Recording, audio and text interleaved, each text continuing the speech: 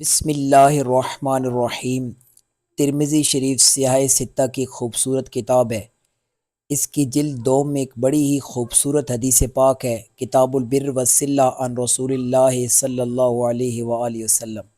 باب ہے ما جاء فی بر الوالدین، والدین کے ساتھ نیکی کے بارے میں۔ تو اس کے راوی ہیں بعض بن حکیم، یہ اپنے باپ اور دادا سے روایت کرتے ہیں۔ وہ فرماتے ہیں کہ کل تو یا رسول اللہ، سب کہیں صلی اللہ علیہ وآلہ وسلم۔ وہ کہتے ہیں میں نے اللہ کے نبی صلی اللہ علیہ وآلہ وسلم سے عرض کیا، من ابرو، اے اللہ کے نبی میں کس کے ساتھ نیکی کروں، یعنی میرے نیکی اور صلہ رحمی کا کون سب سے زیادہ حقدار ہے؟ تو حضور نے ارشاد فرمایا، قال امہ کا، تمہاری ماں۔ سبحان اللہ۔ تو والدہ کی کتنی دیکھیں رشتہ دار انسان کے بہت سے ہوتے ہیں، ان سب میں سے سب سے زیادہ جو نیکی اور صلہ رحمی کا یعنی حسن سلوک کا سب سے زیادہ حقدار کون ہے؟ ماں۔ قال قلت، آپ فرماتے ہیں کہ پھر میں نے عرض کیا، ثم، اے اللہ کے نبی اس کے بعد، یعنی ماں تو آپ نے فرمایا، اب اس کے بعد؟ سبحان اللہ۔ حضور نے فرمایا من، قال وہ پوچھتی ہیں کہ ثم من، اے اللہ کے نبی اس کے بعد پھر کون؟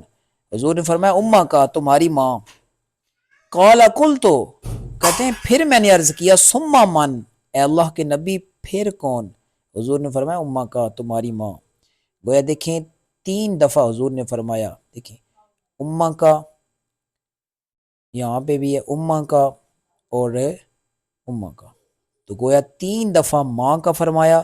قال قلت، تو غرض کرتے ہیں میں نے عرض کیا، ثم من، یا رسول اللہ پھر اس کے بعد پھر میرے حسن سلوک کا کون حقدار ہے؟ قال، حضور نے ارشاد فرمایا، ثم ابا کا، فرمایا تمہارا باپ، ثم الاقرب فالاقرب، پھر جو اس سے قریبی ہے، پھر جو قریبی ہے، مطلب پھر جو رشتہ دار، قریبی رشتہ دار ہیں، جتنے جو قریبی ہوتے ہیں اس حساب سے پھر، یعنی ابتدا میں ماں کو 3 دفعہ حضور نے فرمایا صلہ رحمی کا سب زیادہ، تو اور اس کے بعد باپ۔ تو محدثین نے اس کے بارے میں فرمایا کہ 3 دفعہ، کیونکہ ماں اولاد کے لیے بہت زیادہ مشقتیں جھیلتی ہے، برداشت کرتی ہے، تو خدمت کے لحاظ سے ماں کو فوقیت حاصل ہے، ماں کا بڑا رتبہ ہے، ماں کے قدموں تلے جنت ہے، ماں کی خدمت کر کے انسان جنت حاصل کر سکتا ہے۔ اللہ پاک سب کی ماؤں کو سلامتی عطا فرمائے، اور جن کی مائیں دنیا سے چلی گئی ہیں اللہ تعالیٰ ان ماؤں کو جنت الفردوس میں عرفہ و اعلیٰ مقام عطا فرمائے۔